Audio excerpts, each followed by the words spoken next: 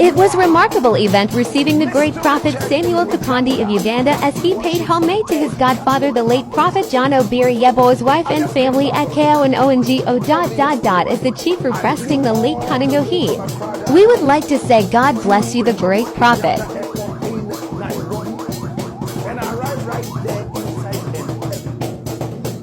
and of course, in Uganda, I saw so many beautiful things. That is me standing right there, in fact, ready to go on the highway, all the way down from Entebbe through the heart of Kampala. My brother, my sister, where would I go? I was going to the Kakambi village, headed and founded by a great prophet of the land. His name is Prophet Samuel Kakambi. Oh, yes. Now this prophet of God is so respected in Uganda. In fact, miracles are so hot in his church. My brother, my sister, he has a version of the synagogue church of all nations, the Kakambi ministries.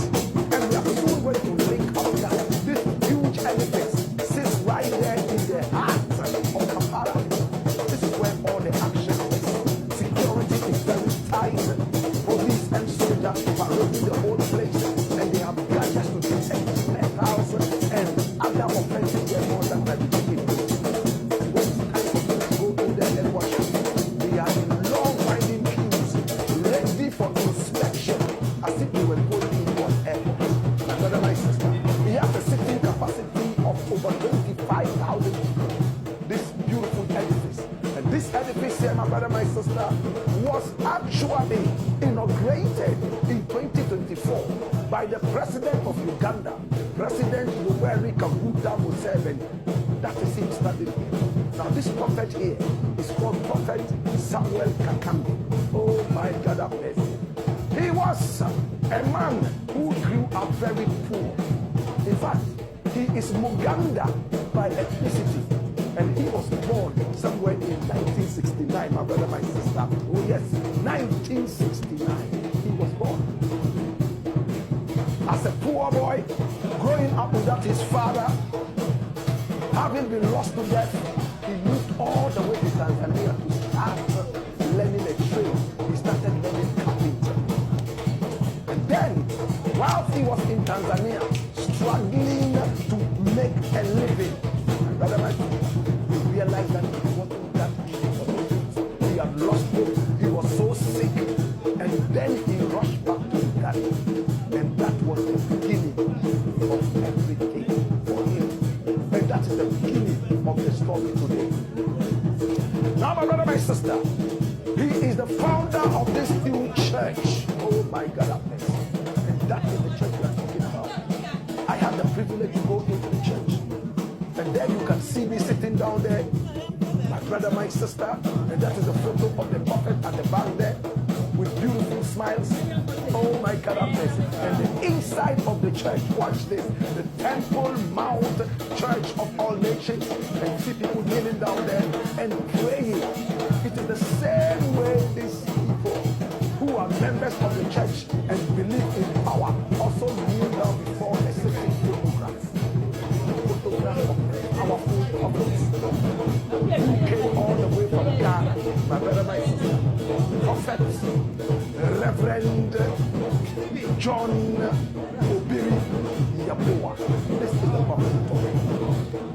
In fact, in the church, there is a painting of him showing the Ghana colors, red, yellow, and green. There you can see him standing there in the church, and you see that thing that is in front there. You just kneel down and go into the spirit and pray for the life of this great prophet, and also, in fact, seep into the spirit and pray for whatever it is. Not necessarily, my brother, my sister, asking for help from this man, but taking inspiration from his life. And you can see John 1 all the way to 12, the shining star of Ghana that went all the way into Uganda. And today in the church, my brother, my sister, he is so worshipped.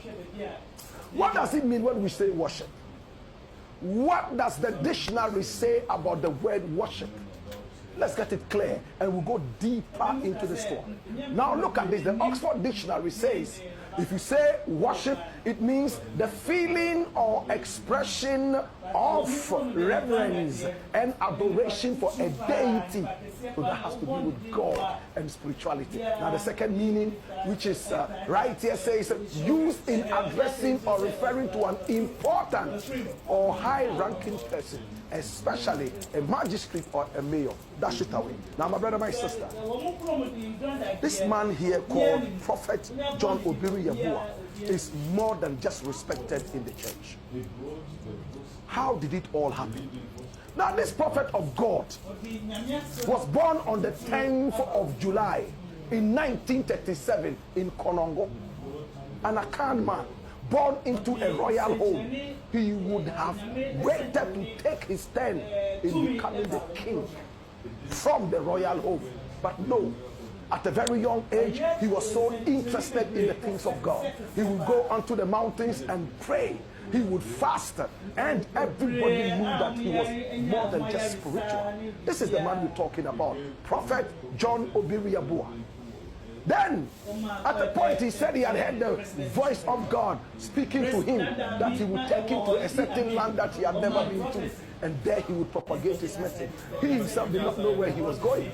He started the journey, and when he arrived in Uganda, trying to move on in 1972, he was told by God again that this is where I am bringing you to. Stop here and preach the word of God.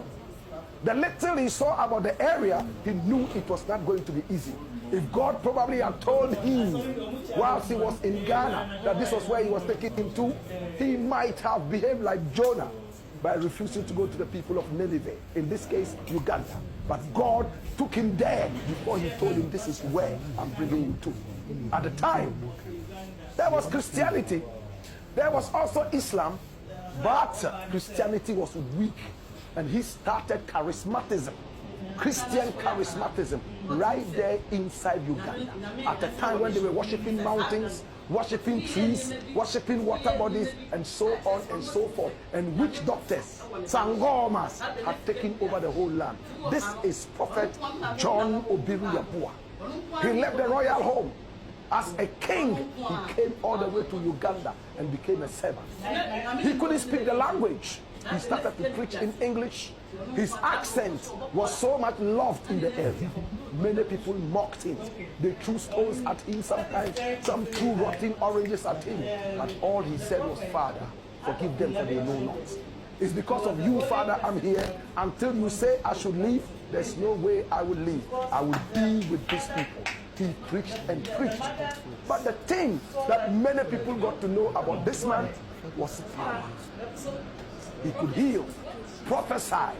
Many people will come to the marketplace just to watch him prophesy one after the other, heal people, and even raise the dead. Come here. He raised the dead. My brother, my sister, this is Prophet John Obiri Yeboah. It was in the days of a very dangerous dictator known as Idi Amin Dada. And you know what Idi Amin Dada did? He had heard about this prophet coming all the way from Ghana. He had heard about Kwame Nkrumah. He had heard about the power that this man had. He sent his soldiers to go spy on him. And when they went, they realized that the prophet was actually a man of power, exuding the power that he claimed he had. They told Idi Amin about how he was able to raise the dead, how he was able to heal.